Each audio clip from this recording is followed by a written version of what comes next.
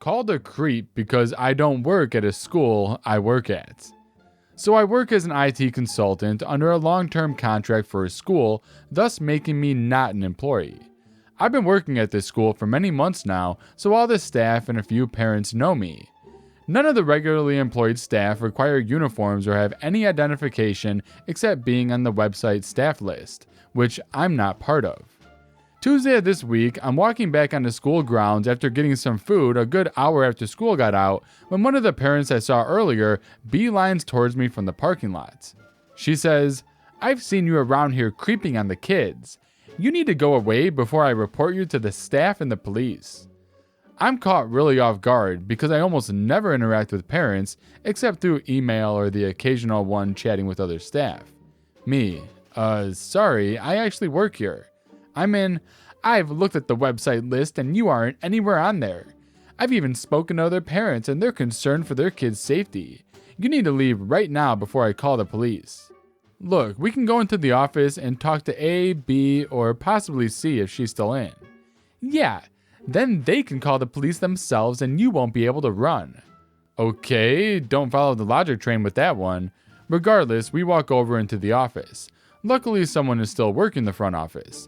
The lady is about to speak, but I immediately chime in and say, "Hey B, can you please verify that I work here as IT support?" B, really confused, says, "Yes, he works here. He's been here for a couple of months now." "Then why isn't he on the website? And why doesn't he have a badge?" "Well, we didn't feel like the badge was necessary as everyone here knows him, and he was introduced at the school assembly." "Then send out an email to all the parents because many of us have been concerned." "Do you actually think that we would just let some random guy walk on our campus like that?" "You're fine, OP. You can go." I left while they were still talking because I had a lot of work to do. I can see where much of the confusion was, and I'm not offended, but considering there are dozens of parents and staff unmarked on campus every day.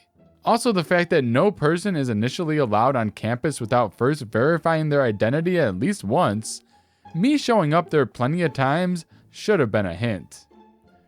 This next story is called, "Why Would I Be Naked If I Worked Here?" I went clothes shopping today. The dressing room had a 6-item limit and I had more than 6 things to try on, so I left some with the dressing room clerk at the desk.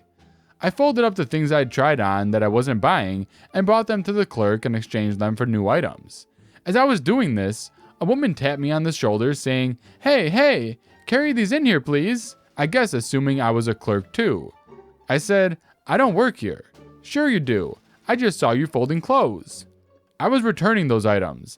I'm in a hurry here, excuse me."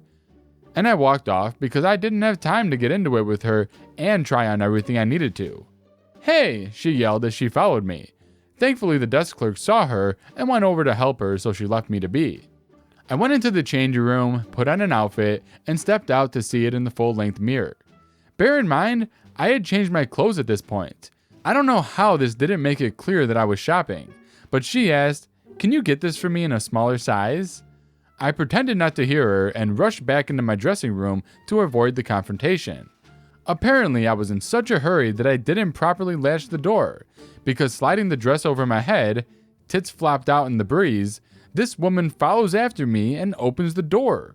I take the dress off and see her staring, mouth agape, and she just says, "You really don't work here, do you?" Stunned, but mostly irritated, I reply, "Would I be naked if I worked here?" She walked away, I shut the door and finished up. When I came out to give my next round of items to the clerk, the woman was waiting for me. She apologized over and over and said she'd been on autopilot all day. I told her not to worry about it and I hope she enjoyed the view. I wonder what the clerk thought happened. This next story is called "Karen Tries to Get Me Fired, Then Says She Married My Gay Cousin." For a little backstory, I'm in my junior year, grade 11, and I'm taking an education course, which basically teaches you how to be a teacher. We have to have field experience or practical work. We basically get sent to a school and put in a classroom to help the teacher. It's a great way to see if teaching is right for you. Well, the classroom I'm currently stationed at is a pretty good one. I know the teacher pretty well because she was my teacher and my brother's teacher when we were younger. This means she trusts me a lot more than other teachers probably would. Her class was having a back-to-school party, and the teacher asked if I would mind getting some sodas the night before, and she would pay me back for them. The reason she asked is because she forgot them. She's old, it happens. Of course I agree. I go to our local store and grab 3 12-packs of sodas. There are only 24 kids in the class, but I wasn't sure what they liked. Plus, the teachers could just have what's left over. I decided to get a few small gifts like candy or small toys as they were cheap. By the time I finished, my cart was pretty full, but I was obviously shopping and not working. As I'm walking to the till, I decided to go ahead and grab some cheap things for me to have for dinner that night as well. I stop my cart and start reaching up on the shelf to grab things. While I'm turned around, a woman starts digging around in my cart. I quickly stop her and ask, "What are you doing?" She says, "Well, aren't you stocking shelves? I'm just taking some of the candy." Now, to be fair, I was still wearing my school uniform, which is pretty similar to the store's. Both are khaki pants and blue polos, but the store's shirt had the store name on the back. I decided to give her the benefit of the doubt and just say, "No, I'm shopping. I need this candy for school. Please put it back." She starts getting huffy and says, "You're wearing the uniform. Stop lying or I'll have you fired. My husband's the manager." Now, I know she's lying. I know because my cousin is the manager.